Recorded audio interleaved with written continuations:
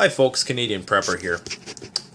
Just wanted to do a product comparison for you today. And before I do that, I just want to send a shout out to Prepper Potpourri's channel. She was the one who made me familiar with the concept of Kevlar cord. And I had known about the Kevlar thread prior to that, but it wasn't until I seen her video that it sort of registered that there might be a paracord sort of equivalent of this material, and there is, and it's called 950 Technora cord. Now she has also done a review on this material. She purchased hers from gearward.com, and I'll post a link to that. I've never purchased anything off that site, so I can't really vouch for it at all, but I'm just going to post it because there is a lot of little nifty sort of gadgets and stuff on the site, which I find that you don't really see in too many places. So I want to thank her for that. Now, being the survivalist slash prepper I am, I'm always trying to, I'm kind of like Tim the Toolman Taylor. I always need a bit more power. So the Kevlar cord that she showed, I think it was a 600-pound breaking strength, so I had to go bigger than that. So I found some 950 Technora, and that's from sergeantknots.com, and I will post a link to that. And I'm affiliated with no one, so I don't make any money off of sending people to their websites. It's a free plug for them for my huge subscriber mass, which is currently at 74 subs. So, but I do appreciate you all. Quality over quantity. Anyways, so on the right side here, I have the Paracord, one in a key lanyard braided format, and then another just as a string. You're all familiar with that. And over here, I have the Kevlar 950 Technora cord, 100 feet of it. I had less, about 10 feet for this. And this was a Paracord bracelet that I'd made. I'm not really big on paracord bracelets. Actually, I've never worn one prior to this, but I wanted to wear one just to see how this Technora would hold up. And I've worn this for a little over a month now, and I'll talk a bit about my experiences with that. This paracord lanyard I've had for well over 2 years, and it really is aging like wine. It's got this really nice organic feel to it. It's very soft, and I find with paracord, the more you break it in, the better it is, really. And hopefully the same holds true with the Kevlar cord. When I first made this, it was quite stiff, and now it's nice and loose, and but it still is retaining a lot of its strength. So just to briefly give you the rundown, Kevlar Technora cord is 0.1 inches. It's about 1/3 as thick as the paracord, and has a lot less girth. Paracord is about, I think it's 4 millimeters, and the Kevlar cord, although it's only 2 millimeters, it's a lot thinner, has a lot less girth to it as well. So it really is about 3 times as small as the paracord. So the paracord, as we all know, it's 550. Its main selling points are that, yes, its strength. For a piece of cord that small, it's incredible why anybody would ever use alternatives. Paracord can pretty much be used for everything. The one drawback is that it isn't UV resistant, and has a bit of stretch to it, so it might not do so well for certain uses like bowstring, survival bowstring or something like that. Although you could pre-stretch it, and chances are you could get off a few shots before it really, if it was a survival situation, chances are you'd only need a few shots. So it could be useful in that respect. It is ubiquitous, so it's everywhere. You can find it at Walmart now in Canada, which only 3 years ago it was very hard to find. You had to special order it and stuff like that, or you could maybe find it at a local surplus store, but it wasn't that abundant. Technora is kind of where paracord was several years ago, at least in Canada. It's not very common. It costs a lot more. It's about twice the price, if not 3 times the price, because the more paracord you buy, the cheaper and cheaper it gets. I can't say that the Technora is available in such large quantities at this point, at least not as far as I've seen. Possibly if you're commercial or you're buying large amounts of it, but chances are most people won't. Now, so in terms of strength, Kevlar wins. Obviously 950 pounds breaking strength at nearly 1/3 the size is something to the effect of, I don't know, like a 5,000%, or sorry, a 500% increase in strength, so to speak. The weight, they're similar in weight, but of course the Kevlar is a bit thinner. Well, it's a bit thinner, but it's a bit lighter also. So, it's going to take up less space and it's going to weigh a little less. Now, this isn't a huge thing because really Paracord, for what it does and for how capable it is, having something that's a few grams lighter than it that performs a similar function isn't the biggest deal. Really, 100 feet of paracord for the few ounces that it might weigh is, it's really good use of your weight. You can't go wrong using it. So really the weight factor is not that huge unless you're planning on carrying a shit ton of this stuff. Pardon my language, but it's the truth. So in terms of abrasion resistance, Kevlar is abrasion resistant. It's got a very slippery sort of feel to it, as opposed to the Paracord, which is kind of grippier. It's got a bit more grip. It's got more of that sort of natural, fibery sort of feel to it. And the Technora is a lot more synthetic. It feels a lot more plastic, which ironically, Paracord is the nylon, so it is the plastic, and the Kevlar is a much more sort of synthetic material. But so I would say in terms of how it feels, Paracord is a lot more preferable. It's a lot more natural feeling.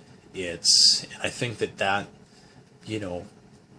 can do a lot for for your use of it. It's a lot more easier to handle. It's a lot more easier on the hands, I find. So I think Paracord wins in terms of the texture. Abrasion resistance, not so much. Of course, Paracord, highly abrasion resistant. So if you were to, string this over a tree branch or something like that, and it was pulling and left to right and it was rubbing, chances are it could eventually rip a hole in there or something, and then you'd just be left with this strands which would individually break afterwards.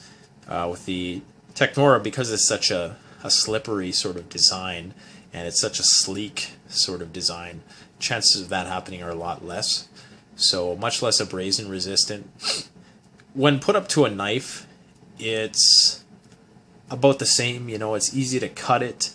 Perhaps that's because it's it's a smaller piece and it's firmer, whereas the Paracord, it's a bit loose. It's got a bit more girth to it. So they're about the similar in terms of the cutting tests, and I've done cutting tests. There is a Teflon coating on here on this particular brand of Technora 950 cord, and that is supposed to protect from UV damage, whereas the Paracord, of course, doesn't have that. I'm not sure if you can buy Teflon coated Paracord. It's possible. The problem with Teflon is that it will wear off over time, and I can attest to this because I have some Proper pants with the company Proper, and they have a Teflon coating on the pant. And after it's my favorite pant, so I had several of them. And after a few washes, you can really, the water resistance, and they use it for water resistance for those clothes, so it is water resistant also, I should add. But after about 10 or so washes, you can really start to notice that coating fades off. It doesn't really do much to the rest of the product. Like, you'll still have your 950 Kevlar cord, but it just won't be as UV resistant. So, that's not going to last forever, but it is another perk to the Technora. One more perk to the Technora is that it is more heat resistant. So if you were going to use this for any application which required this to be fastened around something that was going to be getting hot. I've tested it with a lighter before, and if you were to heat it up on these individual fibers here, it's going to actually burn up pretty quick. You know, it really, as when the threads are combined, that's where it really gains its fire retardancy, and I'm sure the Teflon helps in that respect also. But it will maintain a lot more of its strength than the Paracord will, where the Paracord will just melt. Now this can be a positive and a negative. So with the Paracord, I like the fact that you can melt the ends so the cordage doesn't fray. And for small term, you know, short term survival situations, I actually prefer that aspect to it, because, you know, maybe in a more urban situation you might need something like this Kevlar cord where you're dealing with things which get hotter, metal things which get hotter, or whatever the application might be. You might need something which is heat retardant, fire resistant. And it's not, you know, it's not flame proof by any means. It is fire resistant in the sense that if you hold a lighter to it and you're pulling on it, and I'm holding a lighter right here, it's at some point will become weak enough and it will break. But if you were to do that on Paracord, it would happen 10 times sooner. So something to consider.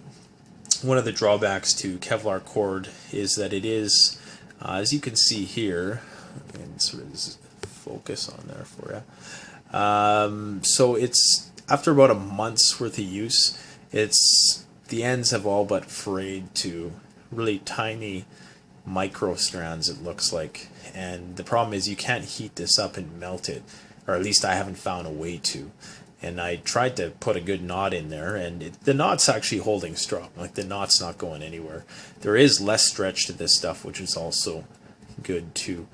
But yeah, so if I was to put a lighter to this right now, it's just going to burn up, and I'm not going to do that because I don't want to burn my bracelet any more than I need to.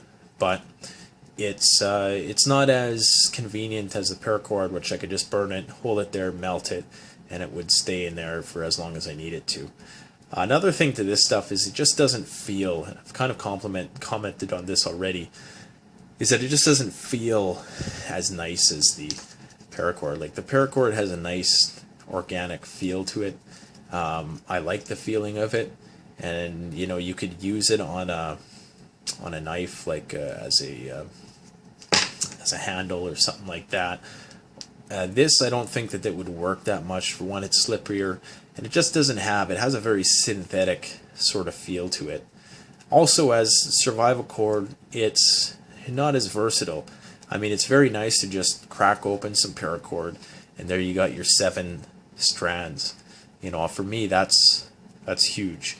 With this, yes, you do have strands, as I was showing there, but it's going to take you a lot longer to pull these apart. You're going to be sitting there for at least, you know, a half an hour trying to get ample cordage for whatever it is that you need to. Now, it is possible, and I'm quite sure that these individual fibers here are as strong, and you're going to get more of them than the white fibers in the Paracord, but it's just a lot more time consuming, and in a situation where you're probably stressed out as is, and you're getting eaten by insects, and maybe you just want to, you know, make a fishing line, or you have to sew yourself up or something like that, you don't have the time to be picking through this stuff, and maybe that's where Kevlar thread would come in. Regardless, you know, it's still nice to have all that in the Paracord package. So my final verdict is that, you know, Kevlar is a nice thing to have, and it would be nice to have maybe a small amount of it around for certain uses that you might have for it, with respect to the heat resistance and the stronger static breaking strength. But for the most part, you know, I think Paracord still wins. I mean, 550 pounds, chances are, you know, you're never really going to need more support than that. And if you do, you just tie a couple pieces of it together. Boom, you got 1,100 pounds. You know, tie 3 pieces together if you want more, and so on and so on. So, for me personally, I don't. I would say, if you wanted to give it a shot, have a bit of it kicking around.